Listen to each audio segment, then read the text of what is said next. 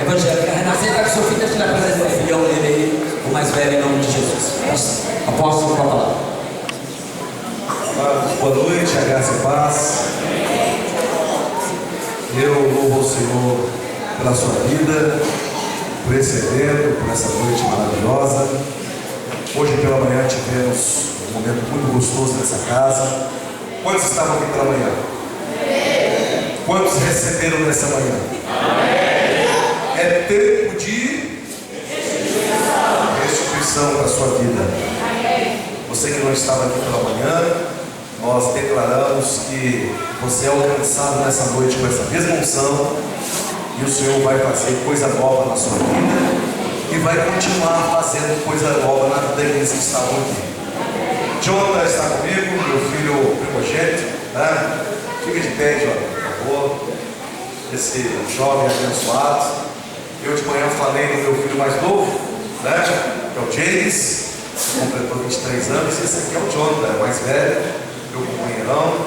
Jonathan é uma bênção. Hoje ele atua na igreja em várias áreas, primordialmente na área do louvor. Ele é o líder da equipe hoje, um homem de Deus abençoado, músico, que gosta de tocar baixo, guitarra, violão, bateria, por aí vai. Uma bênção. Isso aí é um levita, nunca fez uma aula na vida dele, sabe? O Espírito Santo ensinou ele que ele só falta fazer o baixo falar, né?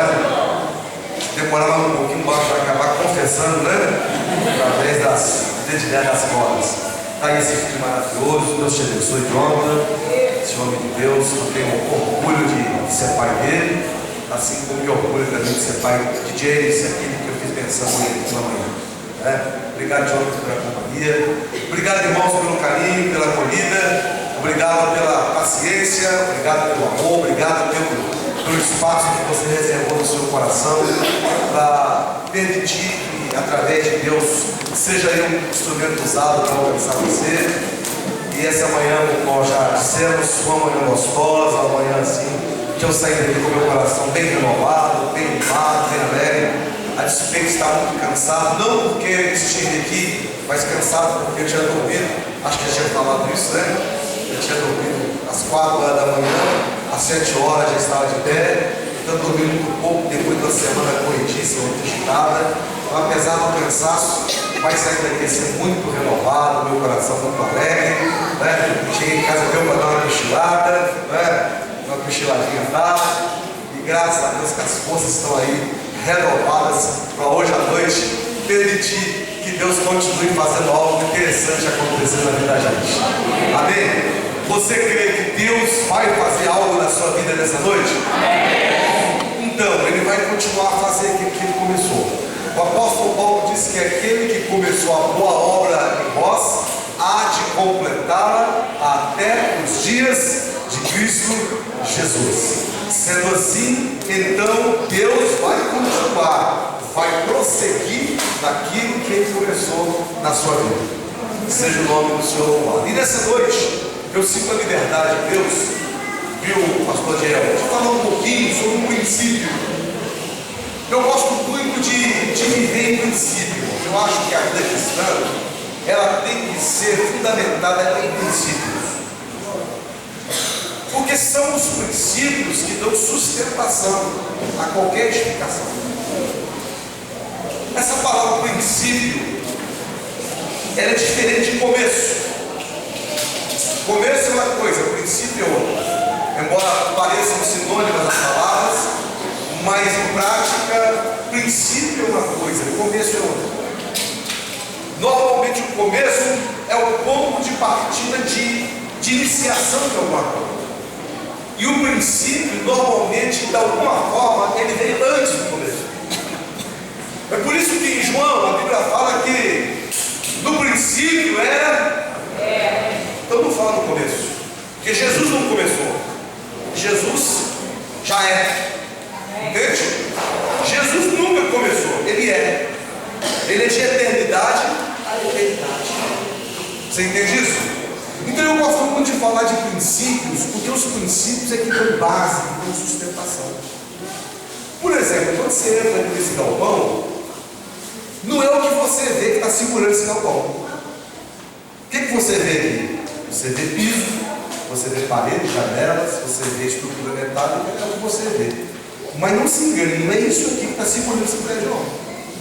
O que está segurando esse prédio é o que você não vê, é o que está aqui debaixo, chamada fundação. Se tem alguém que mexe com construção civil, sabe do que eu estou falando.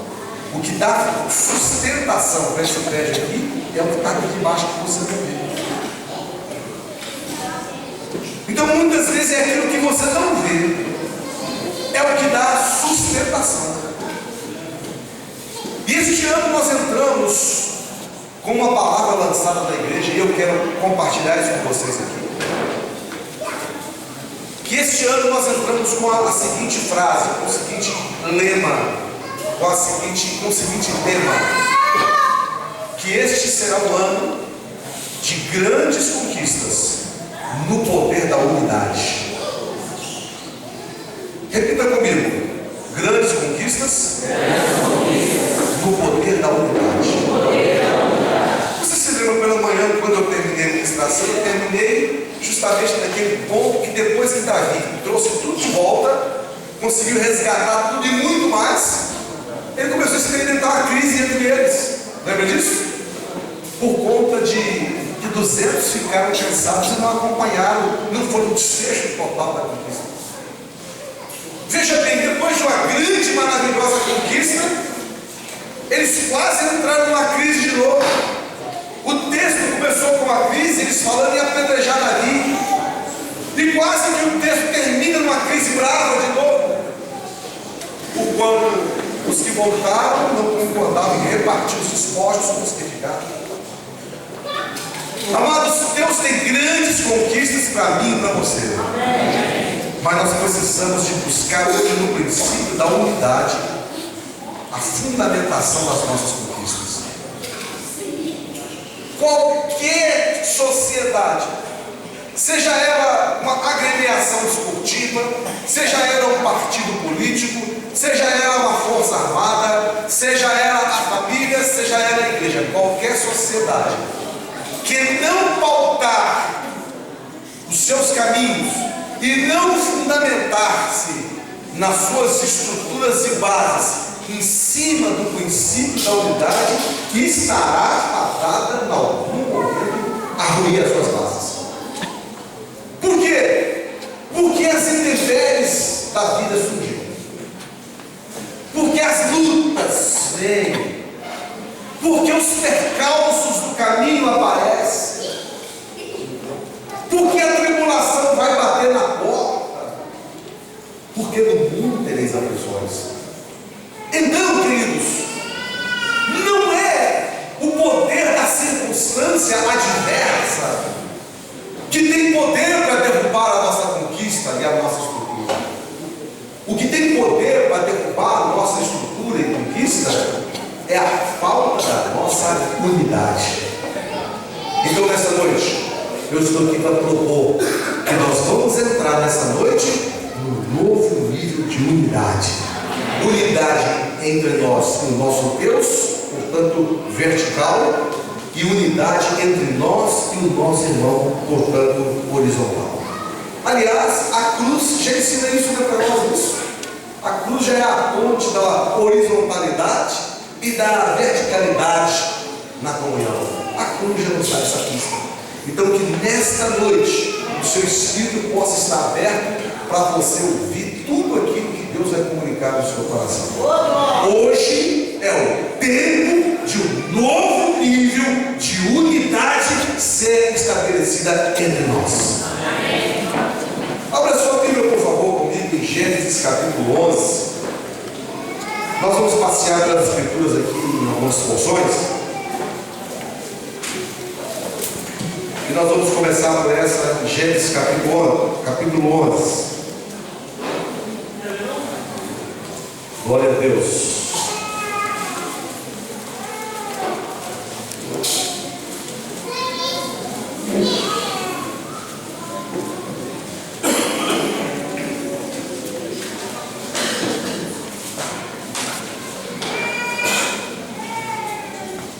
Quando você vai aprender isso, estou me lembrando, quando sair de casa, Keila falou assim: meu bem, não esqueça, manda o meu beijo para o povo. Então, tá aí, a pastora Keila manda um beijo para vocês. Tá bom? Ok, queridos, é bom falar assim que chega em casa depois. Você mandou, o crente não pode mentir, né? Eu vou ficar assim, eu esqueci. Então eu esqueci, não vou precisar de falar isso, né? Meus amados, versículo 1 diz, capítulo 11: ora, em toda a terra havia apenas uma linguagem e uma só maneira de falar. Olha bem como era a realidade do povo aqui no capítulo 11. O povo era um, falava a mesma linguagem. Era um só modo de falar. Bom, esse povo decidiu fazer uma loucura. Decidiu fazer uma torre cujo tope dessa torre alcançaria os céus. Obviamente que seria impossível a questão da força da gravidade, em algum momento, a força da atmosfera, associada com a gravidade, a pressão atmosférica, ia fazer com que isso viesse abaixo, claro, mas pelo menos na mente deles, esse é o tempo. E o objetivo deles, irmãos, era basicamente três coisas. Objetivo número 1, queriam alcançar os céus através do esposo deles. Objetivo número 2, não queriam espalhar, queriam estar juntos. Objetivo número 3, queriam tornar célebre o nome deles. Bom, os motivos deles estavam errados. Eles estavam com a motivação errada. Porém, o princípio adotado estava correto. Vamos ver uma coisa aqui?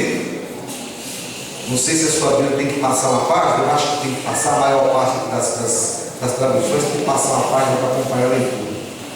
Diz assim, versículo 5: então desceu o Senhor para ver a cidade à toa que os filhos dos homens edificavam. E o Senhor disse: eis que o povo é um, e todos têm a mesma linguagem. Isto é apenas o começo. Agora não haverá restrição para tudo que intentam fazer. Meu Deus, o próprio Deus reconhece aqui nesse texto que a unidade é poderosa. Ouviram a fala de Deus aqui? Ele disse: olha, o povo é um e fala a mesma linguagem. Já não haverá restrição para aquilo que eles intentam fazer. Em outras palavras, quando o povo é um e fala a mesma coisa, eles vão longe. Entende? Não haverá restrição, não haverá limite, não tem impedimento. Por quê? Porque a unidade desata o poder da conquista. Pena que nesse episódio eles estavam errados no que tentavam. A motivação deles não era nobre, a motivação estava errada, é impura. O propósito deles não estava correto, mas o princípio adotado para atingir a meta deles estava absolutamente correto, que é o princípio da unidade. Voltando ao que Deus disse: eia, desçamos e confundamos ali as línguas. Ou seja, qual foi o método que Deus utilizou para quebrar a unidade? Fazendo com que eles não mais se comunicassem. Quando o povo não fala a mesma língua, gera confusão. Entende isso? Ok. Diga comigo assim: nem sempre estar junto é significar de ser unido. Tem gente que está pertinho do outro, mas o coração está muito longe. Tem gente que está longe geograficamente, mas o coração está pertinho. Nem sempre sempre estar junto significa ser junto. Vamos provar isso aqui agora? Vamos lá? Então vamos dar uma instalação aqui. Eu trago aqui na frente aqui agora um saco daqueles de 60 quilos, já viu? De batatas. As batatas estão juntas aqui, vocês estão vendo elas? Aqui tem batata desse tamanho, tem batata desse tamanho, tem batata comprida, tem batata pontuda, tem batata gêmea, não é assim? Tem batata torta, tem batata lisinha, tem batata que está ferida, não é assim? Cheio de batata, elas são juntas. Mas eu posso afirmar que essas batatas são uma? Não. Peguemos uma faca, vamos colocar esse saco aqui em cima, vamos pegar a faca e vamos fazer um rasgo aqui agora, de cima a baixo. O que vai acontecer com essas batatas?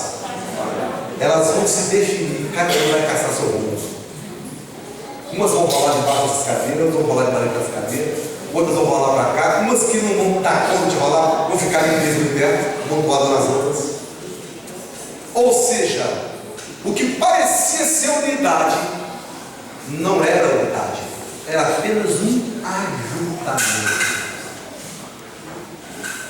Uma igreja cheia de gente é maravilhosa, mas quando essa contingência não anda em unidade, é muito problema que essa igreja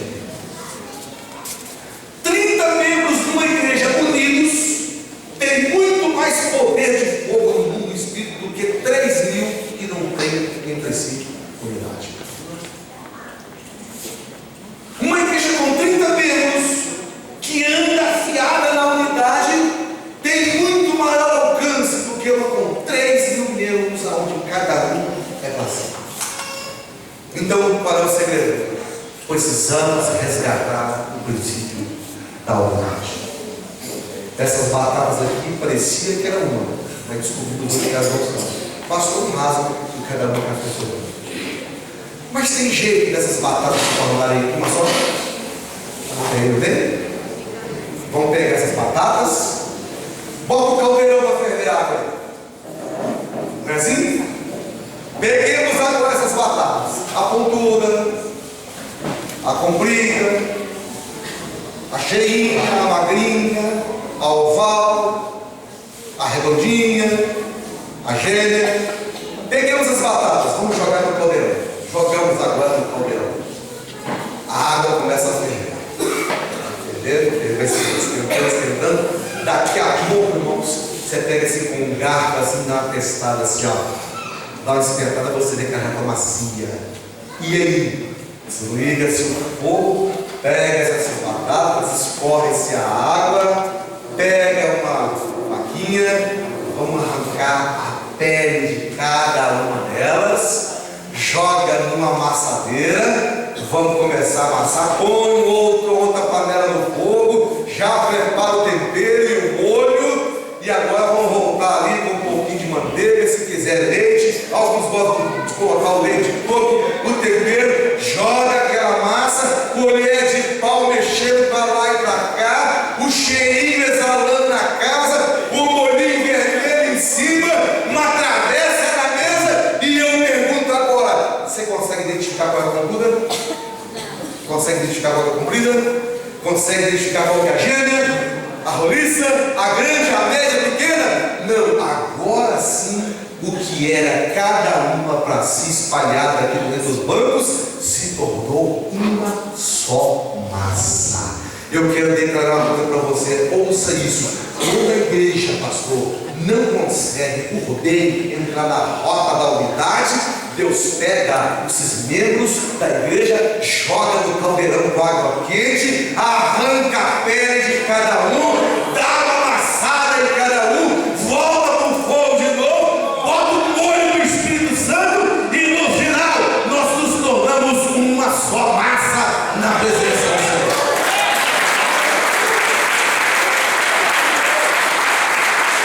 Aleluia. Deus vai começar a fazer um purê de batatas nessa igreja. Ele já tem feito, vai continuar fazendo. É assim. A Aí você entende por que tem hora que a igreja passa por provações? Porque as provações é o caldeirão do fogo esquentando para arrancar pedra. Tem hora, irmãos, que quando está tudo muito bom e muito tranquilo na igreja, a gente não consegue vislumbrar a rota da unidade. Então Deus permite que o caldeirão esquente para arrancar pedra para a gente conseguir tornar um só. Quer ver uma coisa? Na floresta, não é assim? Quando está tudo tranquilo, o ecossistema, a dona onça, a irmã onça, fica doida para comer a irmã lebre. Não é assim? Ela chega na toca assim, ó, e fica espreita esperando que a lebre venha. É assim que funciona na selva. Esperando que a lebre saia para ela ir. Então, tem uma hora que na floresta os animais conseguem ter harmonia. Sabe quando? Quando a floresta pega fogo. Porque quando a floresta pega fogo, os animais correm na mesma direção e ninguém fica interessado em comer ninguém. A lebre está correndo para um lado e a onça está no mesmo lado. Essa hora a onça não quer comer a lebre, não. Dá até uma mãozinha, irmã, quer que eu jogue por aqui em cima, que senão vai morrer queimada na minha vida. Depois que eu terminar de ficar tudo bem, pode secar. A onça fala assim: bom, agora já passou tudo. Vem cá, dona lebre, eu quero conversar com a senhora, né? Afinal de contas, né? Irmãos, no tempo da bonança a gente esquece os princípios. É por isso que Deus permite que a floresta pegue fogo. Porque quando a floresta pega fogo, nós reconhecemos melhor o valor das pessoas. Porque aprendemos a interdepender delas. Aprendemos que precisamos delas. Aprendemos que nós necessitamos da ajuda um do outro. Que a mútua ajuda é muito bem-vinda no tempo da crise. Sabe? No tempo da bonança, nem sempre a gente se lembra dessas coisas. Mas Deus faz botar fogo na floresta para que a gente corra na mesma direção e quem sabe não ajude o outro. Eu quero declarar que não vai ser preciso Deus botar fogo na sua floresta, porque nessa noite Deus está te ensinando o princípio da unidade. Quem aprende o princípio da unidade não espera a floresta pegar fogo, aplica ele e faz funcionar e faz acontecer em nome de Jesus. Diga comigo: o povo era um. Falava a mesma linguagem. Vira para o seu vizinho e fala assim: meu irmão, precisamos ser. Diga para o seu irmão: precisamos ser um purê de batatas. Aleluia. Vê se irmão que quer de purê de batatas. Olha a gente aí.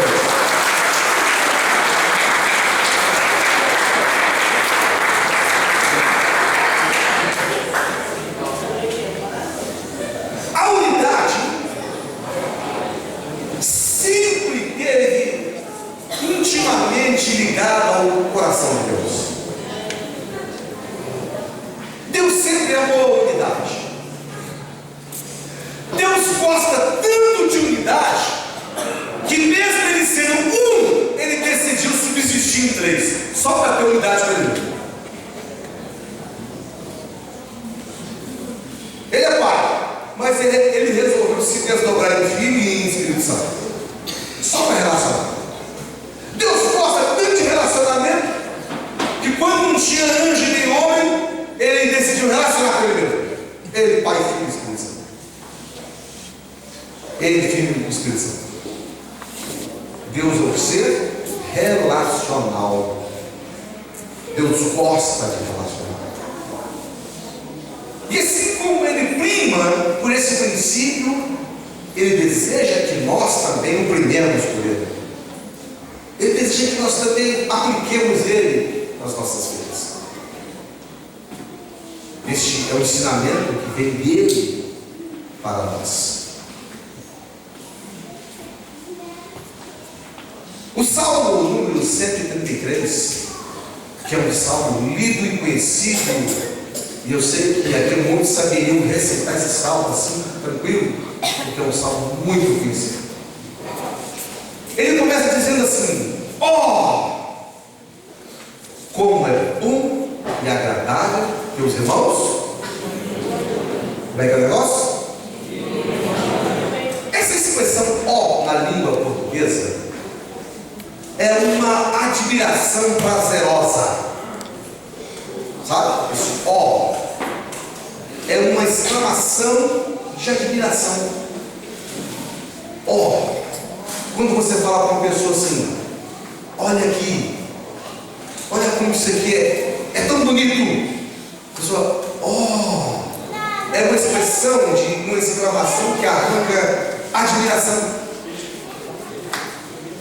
O moço aí que está assim, querendo conhecer aquela gatinha, né? Está orando por ela e a pessoa fala assim: ó, e ela parece que quer orar por você, mas eu nem conheço ela ainda, mas ela conhece você.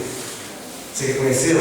Ah, tudo bem, vamos lá, vou conhecer. Vou te apresentar. Olha, você nunca viu ela não, mas ela já te conhece. E ela está querendo orar com você. Aí quando você chega, quando você vê aquela gatinha, todo mundo, você fala assim: oh! Oh! Sabe? Arranca esse espírito, né? Arranca esse espírito. É melhor você ouvir um ó do que ouvir ih! Melhor do que eu pensava. Então, o i, né, amor? Olha, o i, deixa pra lá. Então, meus amados, este ó que Deus diz lá em Salmo 133 é uma exclamação de beleza. Deus está dizendo, Deus gostou, Deus admirou, Deus admira, Deus gosta. É a expressão de admiração, de felicidade de Deus. E como é que ele começa o salmo? Ele diz assim: oh, como é bom e agradável que os irmãos vivam em princípio da unidade. O princípio da unidade arranca a admiração de Deus. Deus gosta desse negócio. O princípio da unidade arranca a admiração de Deus. E aí o salmo vai discorrendo, dizendo assim: como é bom e agradável que os irmãos vivam em união ou em comunhão. Aí o salmo continua dizendo, aí vem uma ilustração. A ilustração começa assim: é como óleo precioso que desce sobre a cabeça de Arão. Quem era Arão? O sumo sacerdote da época. Foi o primeiro sumo sacerdote, chamou-se Arão, irmão Moisés. Eu queria te lembrar, irmãos, que o sacerdote na Bíblia, o sacerdócio na Bíblia, é o símbolo da igreja. Porque, segundo Pedro nos narra na sua carta 2, capítulo 2, ele diz que todos nós somos sacerdotes do sacerdócio real e nação santa. Nós temos algum sacerdote aqui nessa noite? Muito bem, você é um sacerdote. Então a Bíblia fala que quem anda na unidade, que os irmãos quando andam na unidade, é comparado ao óleo que veio da cabeça de Arão, ou seja, cabeça da igreja, do sacerdócio. Agora, gente, cabeça nos fala de muitas coisas. Cabeça nos fala de comando, cabeça nos fala de liderança, cabeça fala de um tanto de coisa. Mas eu queria colocar uma coisa importante no que diz respeito à cabeça. Cabeça, irmão, nos fala de honra. Diga honra. Você sabia que a parte da nossa cabeça que traduz honra são os nossos cabelos? Não significa que os irmãos carecas são os honrados, não. Fica tranquilo. Eu estou falando de uma linguagem espiritual. Fica tranquilo. E se alguém também te perturbar, você pode botar a peruca e vai dar certo. Fica tranquilo. Nós estamos falando de uma linguagem espiritual. Você quer ver como é que cabelo fala de honra? Vamos provar isso? Principalmente mulher. Olha aí. Mulher, homem até que não. Homem é diferente. Homem, cadê aí para essa coisa? Homem homem fala do cabelo do outro assim, ri, gaceja, tem mais mulher, não posso assim. Você quer chegar e machucar uma mulher, pega no cabelo dela assim e fala assim: menina, o que fizeram no seu cabelo? Acabou. Não vai nem amanhã no culto mais. Mas o que foi, minha filha? Ah, eu tô chateado por causa disso aí. Você quer acabar com a mulher? É só você levar ela num salão para ela fazer um determinado ou penteado, ou corte, ou tratamento, e o profissional fizer totalmente diferente do que ela fez. E tem coisa que dá para consertar, mas tem coisa que não dá para consertar não. A pastora aqui, com aquela cabeleireira bonita dela, chegou uma vez no salão e falou assim: eu quero que você corte assim, às vezes foi conversando, distraindo e tal. E o que ela queria é que o rapaz ajustasse as contas, tivesse uma coisa diferente ali, uma coisa bonita e tal. Mas acho que o rapaz entendeu que ela queria cortar bem curtinho. E ele deu uma cortada, uma surecada na pastora aqui. Quando terminou, que botou o espelho para ela ver, ele disse: o que é isso? Só que não tinha mais. Estava cortado assim. Quando você quer que corta muito e cortou pouco, você corta mais. Mas quando fala que não é para cortar e cortou, ou cortar pouco, cortou muito, não tem mais jeito. Vai ter que esperar meses para crescer esse cabelo. Então, o cabelo fala de quê? Honra. Você quer arrumar confusão com a pessoa e mexer no cabelo dela. Chega no salão e fala: meu amigo, o corte é assim, assim, assim, assim, assado. O camarada vai e enche de caminho de rato. Depois quem vai te mostrar o espírito, você fala assim: quem é aquele? Não, você é ele, você sou eu. Não foi esse cidadão. Então, meus irmãos, o cabelo nos fala de honra. Mexer no cabelo é como se tivesse mexido na alma da pessoa. Eu sei que alma é alma, cabelo é cabelo, mas tem relação. Tem uma relação. Está entendendo? É por isso que em Coríntios capítulo 11 tem uma boa parte dedicada à questão de véu, cabelo, véu. Não é bem aquilo que você lê, não. Preocupa um pouquinho que você leu lá, não. Aquilo é uma questão de costume para ela, etc e tal. Mas que cabelo tem uma relação com a honra? Tem. Quando cortaram o cabelo de Sansão, o que aconteceu com ele? Entendeu como é que é o negócio? O caso dele, porque tinha uma relação com o voto da cereada e tal, etc e tal. Mas foi quando mexeu com o cabelo. Então, meus amados, quando a Bíblia diz que quando os irmãos vivem em união, é como o óleo que desce sobre a cabeça, a cabeleira. O que significa isso, minha gente? Significa que quando nós entramos na prática do princípio da unidade, a unção vem sobre a honra da igreja.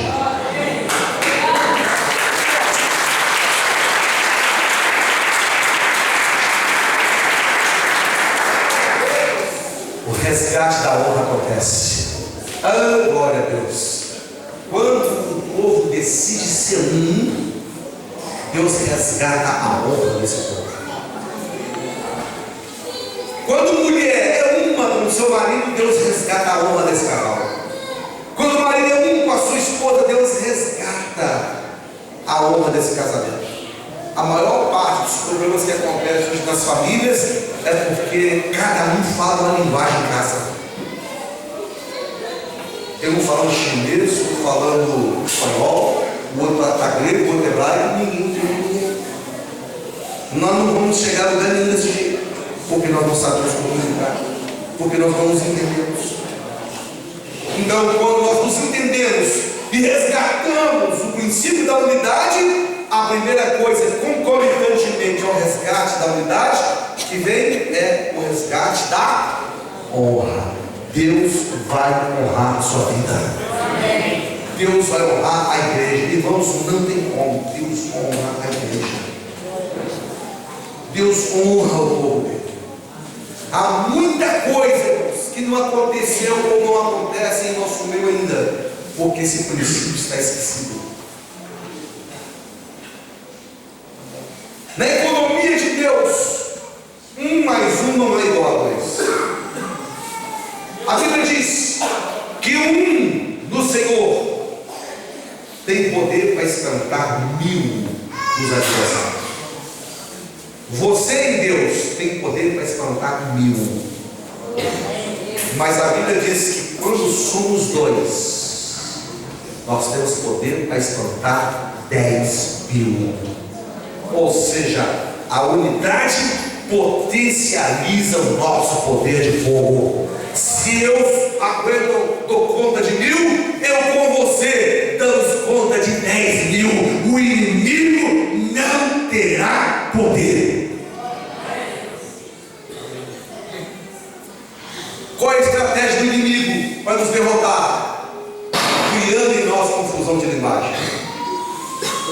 Porque quando nós decidimos falar cada um a sua língua, nós abrimos brechas e ele tem o poder de fogo contra nós.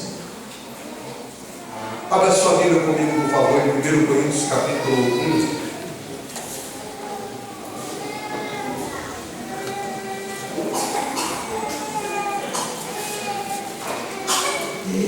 Glória a Deus. Primeira carta de Paulo aos Coríntios. Paulo teve em Coríntios muitos problemas com relação à unidade. O povo lá teve muita divergência, muitos problemas entre eles. E olha o que ele diz aqui no versículo 10. 1 Coríntios 1, versículo 10. Rogo-vos, irmãos, pelo nome de nosso Senhor Jesus Cristo, que falei todos a mesma coisa, e que não haja entre vós divisões. Antes sejais inteiramente unidos na mesma disposição mental e no mesmo parecer. Disposição mental, questão de sentimentos. Parecer, questão de conclusão. Que tenhamos o mesmo sentimento e que partamos rumo à mesma conclusão.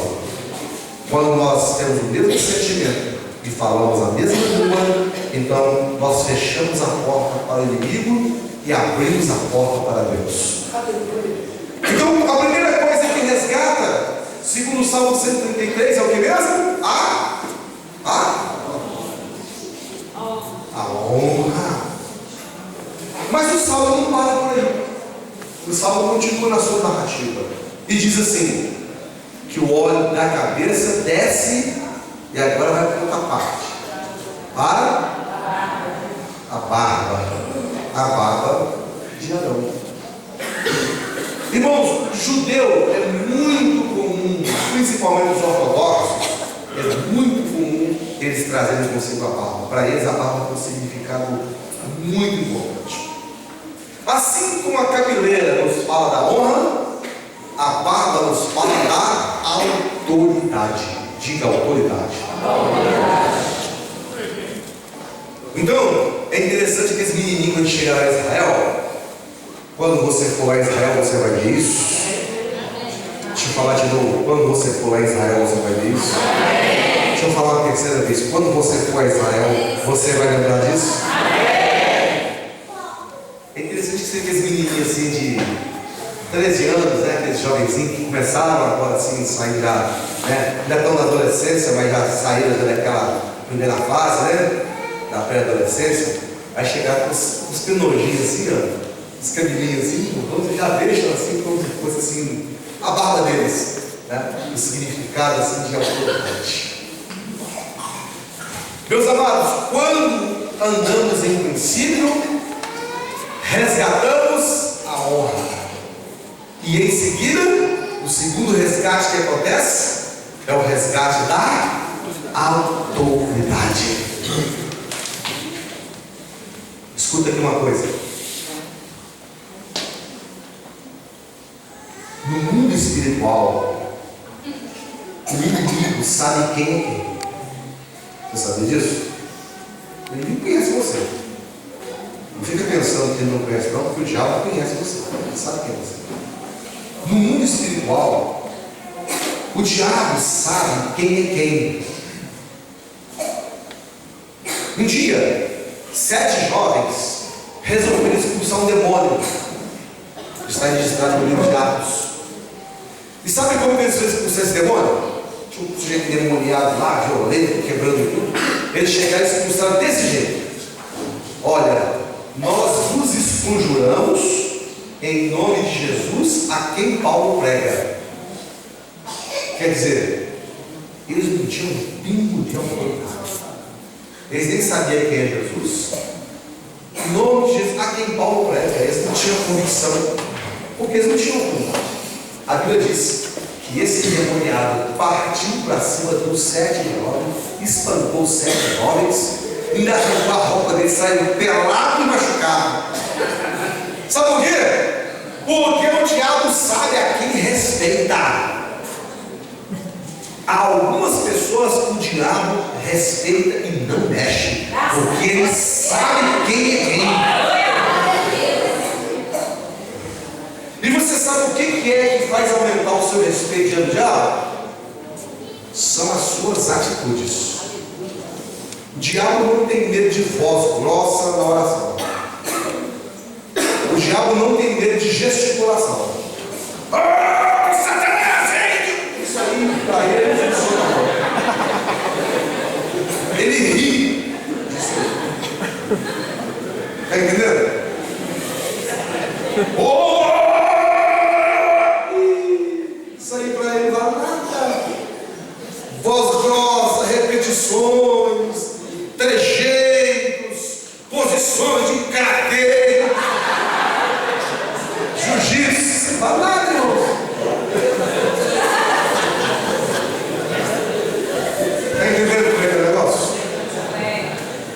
O que faz ganhar respeito diante do adversário são atitudes e princípios. Peguei R$500 para esse banco emprestado, vou te pagar dia 5. Dia 5, tá na mão dele.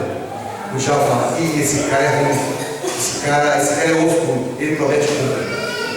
Ó, tô lá com vocês. Que hora vai ser o culto? 8 horas. Vou lá. 8 horas, tô lá. Já fala, esse cara é oscuro de moer, porque ele promete cumprir.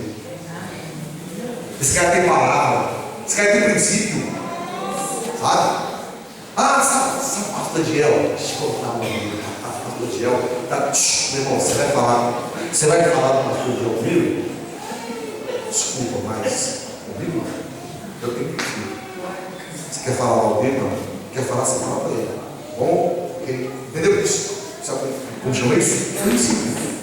Está entendendo o que é aquele negócio? O diabo olha e fala, aquele cara pode pagar os compromissos. Ele gosta de honrar compromisso. Ele promete cumprir. Ele é santo. Ele não entra em fofoquinha da igreja. Ih, esse cara é ruim, mexer com ele. Vou procurar um que tem brecha, porque com esse cara não dá não. Você está entendendo? No mundo espiritual, Satanás bate continência para alguns. Mas outros, quem que é fulano? Aquilo ali. Você entendeu o que é? Então, meus irmãos, a unidade tem poder para resgatar a autoridade, porque a igreja de Jesus precisa de ter a autoridade resgatada. Como nós estamos vivendo um tempo de fraqueza de autoridade? Por quê? Porque as igrejas não têm nada de unidade, pastores não amam unidade, pastores falam mal de outros pastores, pastores roubam a ovelha de outros pastores. Pastores não tomam providência séria como deveriam tomar, líderes não tomam, então a igreja está sem autoridade.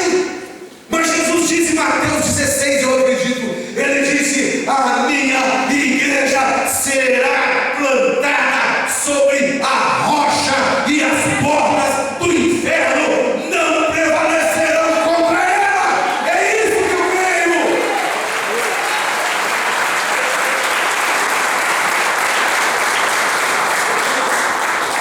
Peguei esse menino aqui, o outro é a mãe deles. E fui embora para o Amazonas, fiquei um ano trabalhando com índios, ribeirinhos e o pessoal da cidade. Que experiência fantástica. Muito sofrimento, muita luta. Experiência assim muito forte que passamos ali, mas foi bom para nós. Foi muito bom. Formou coisas na vida da gente. Quando eu cheguei naquela cidade, lembra disso, João? João era pequenininho, novinho.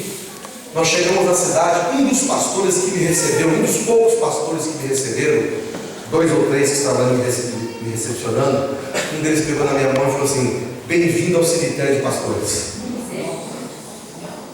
Eu ouvi aquilo, não entendi, mas também não perguntei por quê. Mais tarde eu perguntei um outro que eu tinha mais intimidade, falei: por que o irmão me recebeu daquele jeito?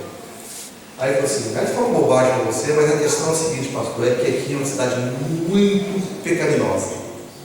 Então a coisa mais comum é pastor chegar aqui para cair em pecado. Quando não cai em pecado, não vai ficar aqui. Aqui é terrível. Poucos sobrevivem nesse lugar. Mas pastor, não importa com isso não. E eu comecei eu fui lá para montar uma creche essa que eu nunca consegui montar.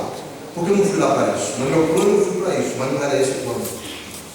E aí quando eu cheguei naquela cidade, irmãos, eu comecei a ver as igrejinhas lá, a igreja maior que tinha lá era a Assembleia de Deus, do pastor Cosme. Ela devia ter na época lá uns 80, 85 pessoas, não mais que isso, né? Uns 80, 85, 90 pessoas. Era a catedral da cidade. Batista tinha 10, 15, presbiteriano tinha 5, 6, pentecostal tinha 10, 12, era assim, quadrangular era assim, 10, 12, 15, 20, não tinha mais que isso.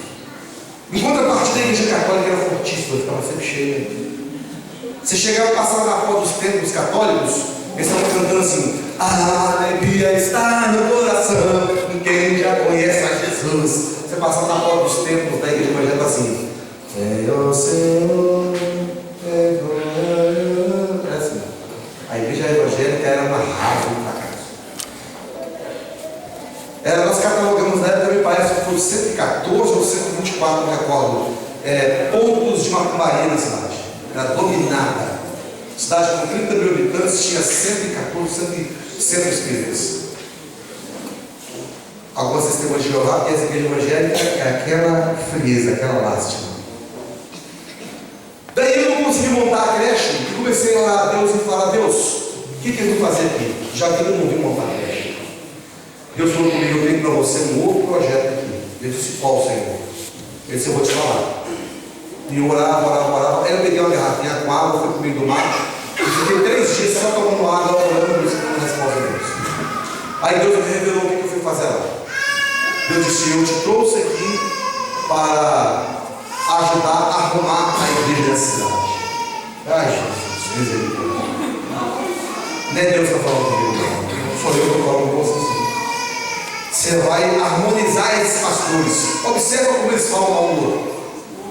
Irmãos, incrível, cada um fala mal do outro. O presbiteriano fala mal do Batista, o Batista fala mal do pentecostal, o pentecostal do assembleano, o assembleano do quadrangular, não sei o quê. Era assim, as igrejas não cresciam, sofridas, e cada pastor não tinha autoridade na cidade aqui.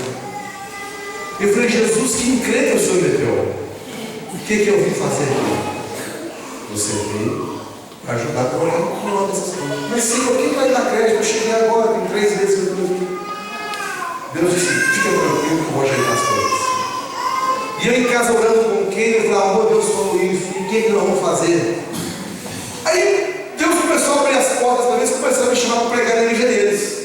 E eles gostaram e começaram a chamar de novo, vem de novo aqui. Eu comecei a pregar e comecei a ficar amigo de todos eles. Como nós não tínhamos aberto ainda um trabalho lá, para eu montar a creche, eu fiquei livre para visitá-los e dar assistência deles.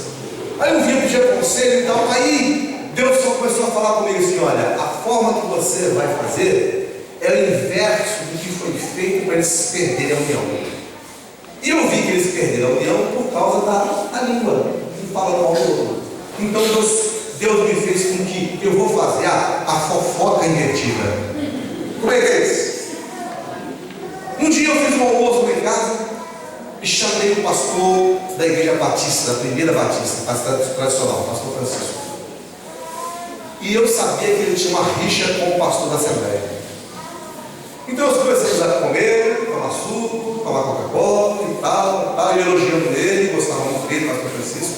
Aí eu falei assim: vou forçar e dar um elogio para o pastor Costa. Vou forçar. Eu não posso mentir, mas eu posso forçar a barra. Então eu vou forçar a barra. Falei assim: sabe uma coisa, Francisco? Eu tenho observado o pastor Cosme, que homem trabalhador aqui da Assembleia de Deus, que sujeito grande, eu conheci ele bem. Aí o Francisco: realmente, o trabalhador realmente, ele é dele. Peguei isso aí. Fiz um almoço lá em casa, chamei o Cosme. almoçando com Cosmo, tomando suco, Coca-Cola. Eu falei, Cosmo, você sabe que uma pessoa que é a cidade de Ermida? Quem? Pastor Francisco. Ele disse que você é tão trabalhador. Hoje em dia, engraçado, rapaz, eu achei ele tão inteligente, pastor Francisco formado, inteligente. Aí eu falei com o professor, rapaz, eu estava fazendo com Cosmo, rapaz, ele acha que você é um cara tão inteligente. Aí eu comecei a fazer isso com um quadrangular, com o outro, forçando.